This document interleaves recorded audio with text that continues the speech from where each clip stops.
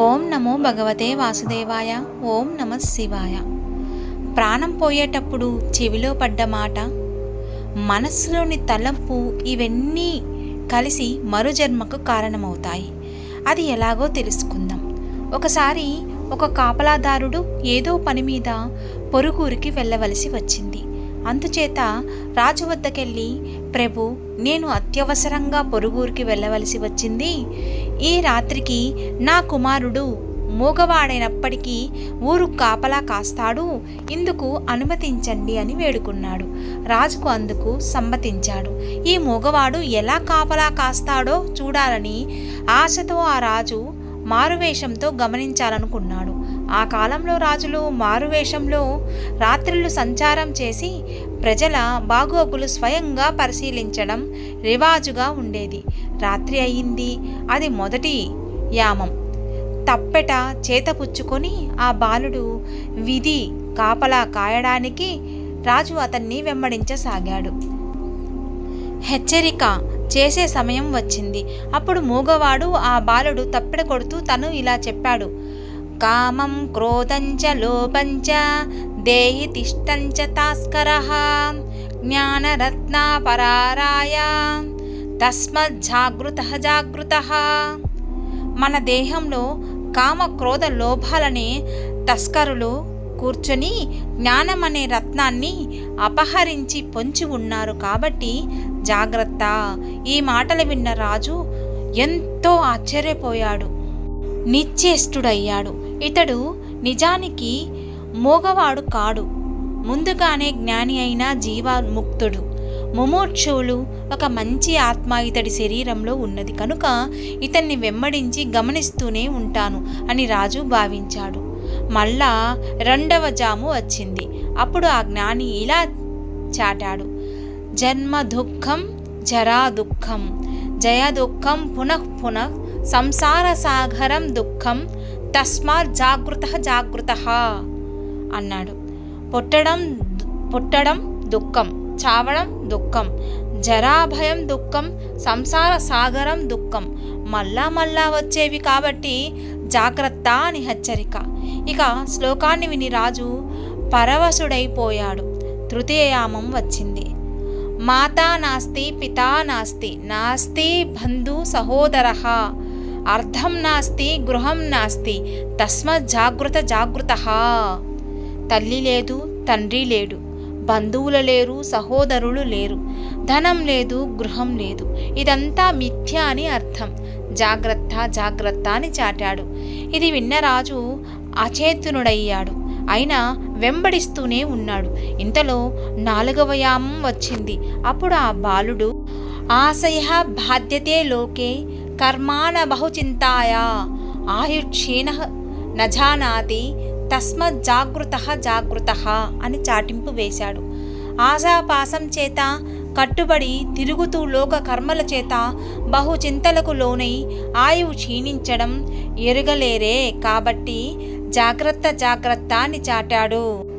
ఈ చివరి శ్లోకాన్ని విన్న రాజు మనస్సు పులకించిపోయింది. అతడు సాధారణ ఊరి కాపరి కాడు, పవిత్రమైన ఆత్మ కలిగిన జీవాత్ముడు.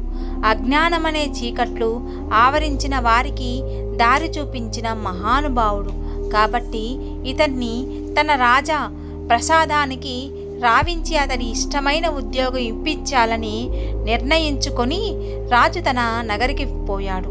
మర్నాడు ఆ బాలుడు తండ్రి రాజును చూడవచ్చాడు. అతడితో రాజు ఇలా అన్నాడు: ఇంతదాకా మోగగా ఉన్న నీ కుమారుడు నిజానికి మోగవాడు కాదు.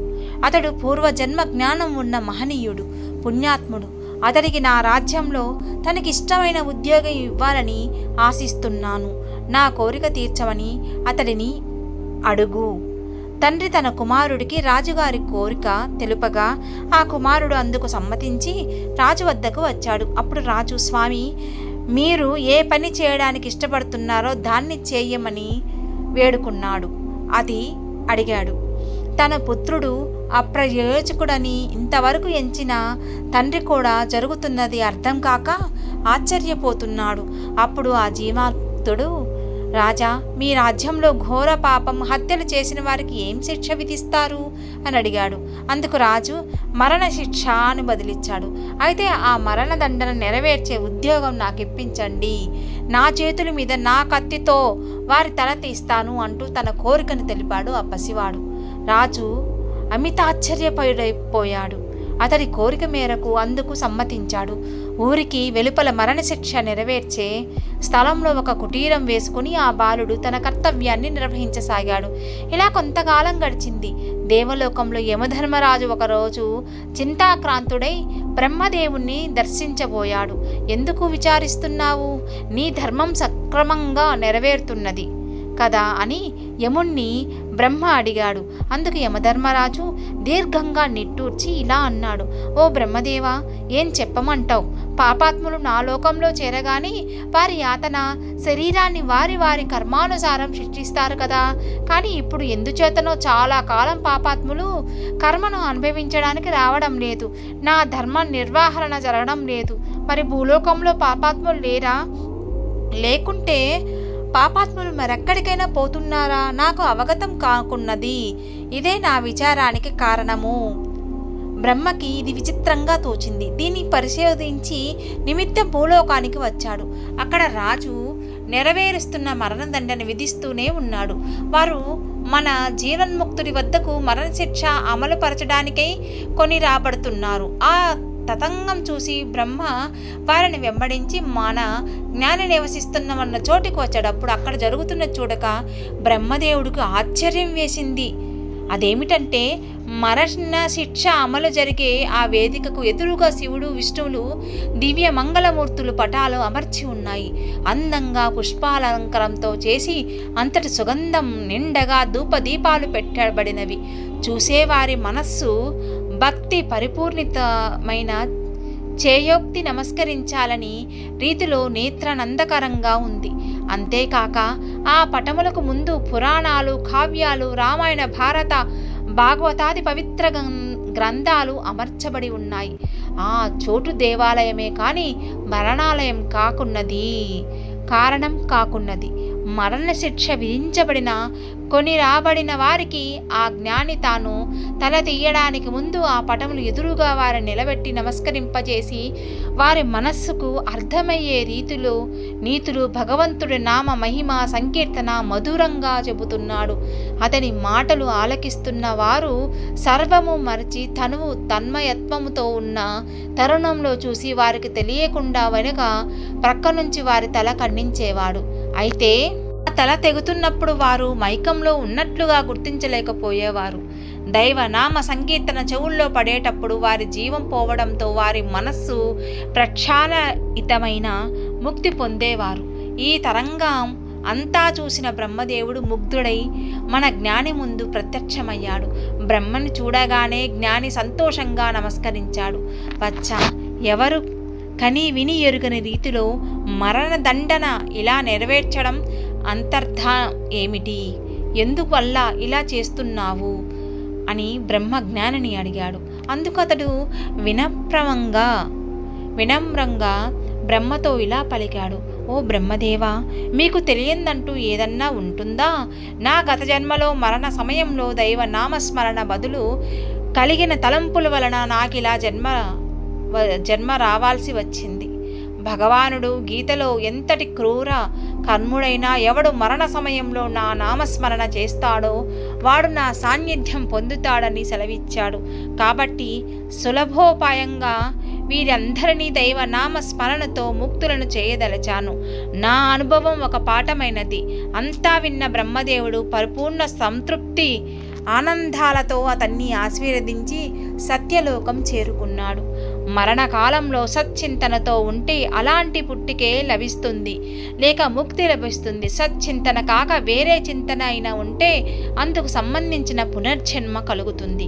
కాబట్టి అంత్యకాలంలో భగవన్నామ స్మరణే పరమ ఔషధమని పనిచేస్తున్నది. నా నామస్మరణే సులభోపాయం. ఆ నామస్మరణ ధన్యోపాయంగా చేసుకొని కడతేరే మార్గం చేసుకుందాం గాక.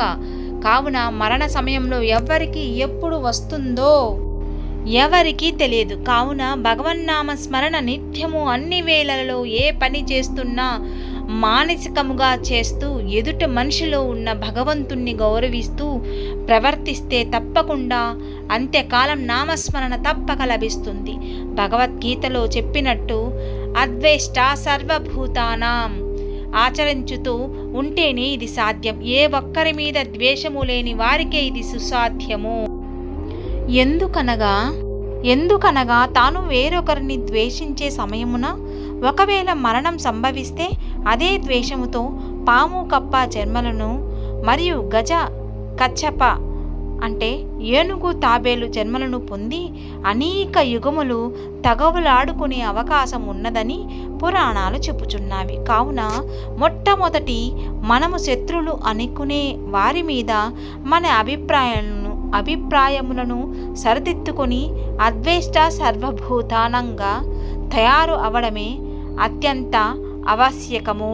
నిత్యము రామనామస్మరణ చేసిన వాల్మీకి మహర్షి అంత్య సమయంలో కూడా రామనామస్మరణ చేయడం వలన తులసీదాసుగా జన్మించగానే 1498 1623 అందరూ పిల్లల వలె ఏడవకుండా రామ్ రామ్ అని పలకడము, అందుకని మొదలు ఆయన పేరు రామ్ భోలా అని అందరూ పిలవడము జరిగినది.